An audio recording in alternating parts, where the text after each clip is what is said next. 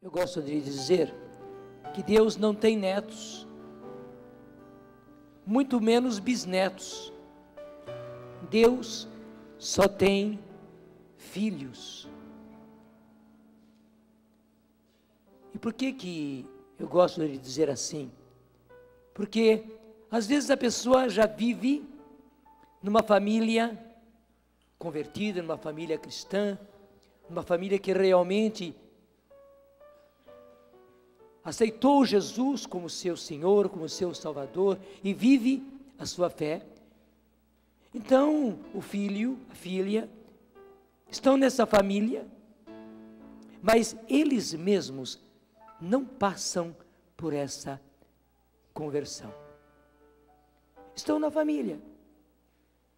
A família é boa, o ambiente é bom, mas na verdade não houve neles uma transformação. E por isso, da mesma forma, a fé que o pai tem, que a mãe tem, esse filho, essa filha não tem. Ele é uma pessoa frágil, porque não teve a experiência de Deus.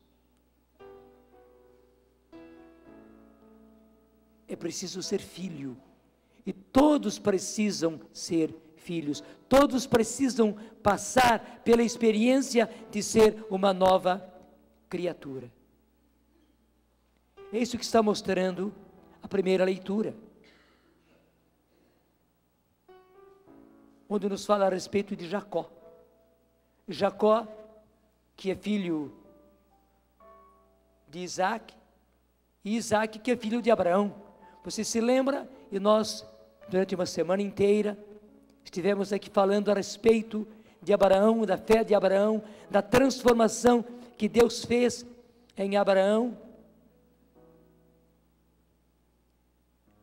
Surge Isaac, cumprindo a promessa maravilhosa que Deus havia feito a Abraão, e depois a Sara. Isaac tem os dois filhos, Esaú e Jacó. E Jacó acaba sendo o escolhido de Deus, o primogênito de Deus. Por isso, justamente, e foi a primeira leitura de sábado,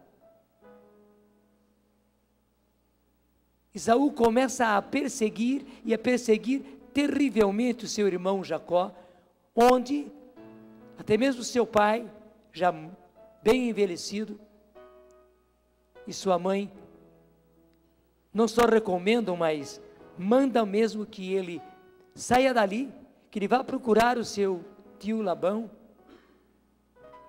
vá trabalhar para ele, vá viver com ele, porque não era mais possível viver ali, naquela casa.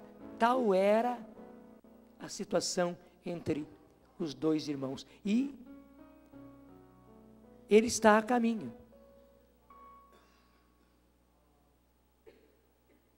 Quando Deus se manifesta a ele, primeiro naquele sonho, ele vê aquela escada que sobe do céu à terra, e os anjos subindo e descendo por ela.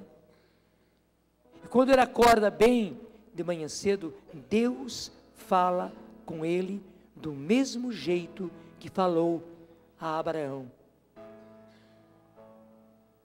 Por que Deus vem falar agora com ele como falou com Abraão? Pela razão que eu disse, Deus não tem netos e muito menos bisnetos. Não bastava que Abraão tivesse acreditado e tivesse realmente acolhido, assumido a Yahvé como o seu Deus e vivesse para ele. Não, era preciso que Isaac fizesse isso, e era preciso agora que Jacó fizesse a mesma coisa. É por isso que Deus aparece a ele. Então, a grande experiência agora pessoal de Jacó com Deus, melhor falando, de Deus que vem e se apresenta a Jacó, e ele diz: eu sou o Senhor teu Deus, Deus de Abraão, teu pai, Deus de Isaque. Darei a ti e a tua descendência a terra em que dormes. A mesma promessa que ele fez a Abraão. E continua: em ti e em tua descendência serão abençoadas todas as nações da terra. Acho que você se lembra, são as mesmas palavras ditas a Abraão, seu avô. Aliás, seu avô. Estou contigo e te guardarei onde quer que vás, e te conduzirei a essa terra. Nunca te abandonarei até cumprir o que te prometi. Veja que beleza de experiência que Deus lhe concede. Por quê? Porque Jacó precisava dessa experiência. Ele precisava realmente ser e assumir ser o filho da promessa. O filho que recebeu todas essas promessas de Deus, e essas promessas haverão de se cumprir para cumprimento da promessa que Deus fez a Abraão. Até é muito bonito. Ao despertar, Jacó disse: sem dúvida, o Senhor está nesse lugar, e eu não sabia.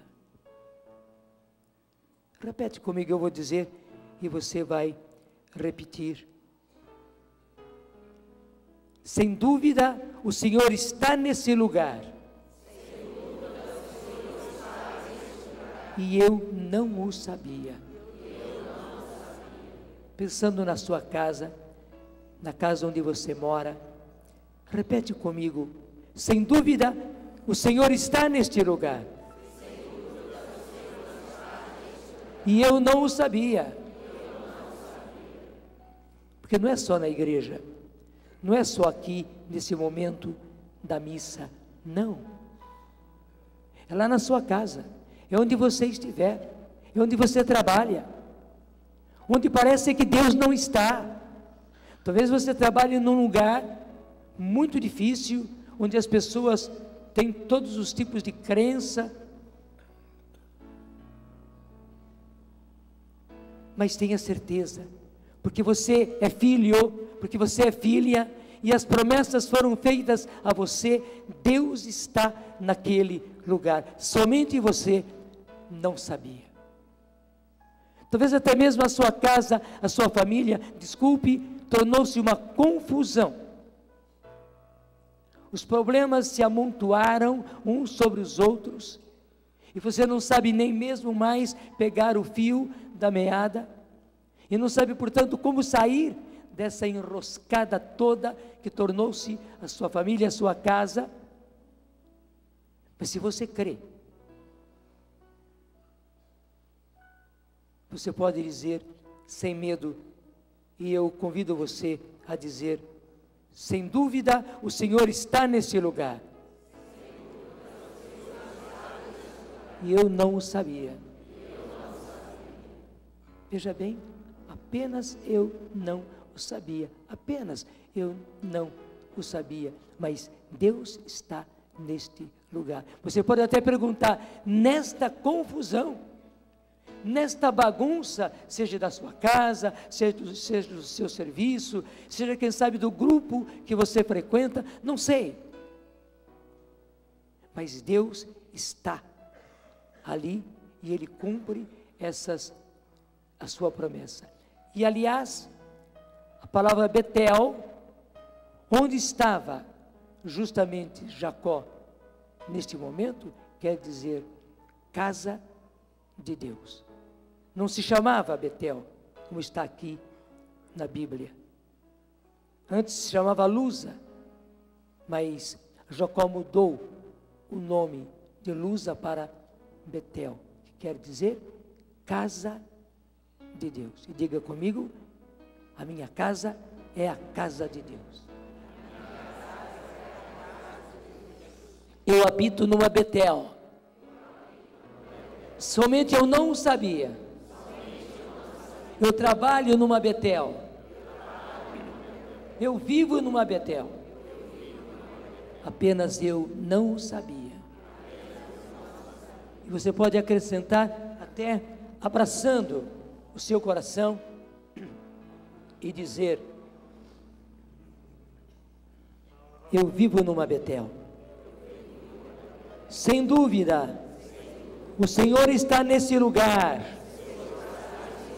E mostra neste lugar. E eu não sabia. Porque veja, talvez você soubesse na teoria que Deus habita em nós, e nós somos templo de Deus. Hoje o Senhor está querendo que você assuma isso para valer. Como você diz: eu tenho tantos defeitos, eu tenho tantas falhas, até você pudesse dizer: eu tenho tantos pecados. Como é possível Deus estar em mim e habitar em mim? E aí está a beleza. Não é que Deus queira que você esteja no pecado. Não quer dizer que Deus queira que você continue com os seus defeitos, com as suas falhas. Não. Ele quer a sua mudança, Ele quer a sua conversão, mas veja, Deus não pula para fora do barco, não. Mesmo que o barco esteja afundando, Ele não pula para fora do barco, Ele fica aí com você, no barco. Ele permanece com você. E se o barco virar, Ele vira junto com você. E se Ele está com você, você está seguro. Diga comigo: obrigado, Senhor. Tu não me abandonas. O Senhor está em mim. E porque o Senhor está em mim, está na minha casa, no meu trabalho, onde eu vivo. Obrigado, Senhor.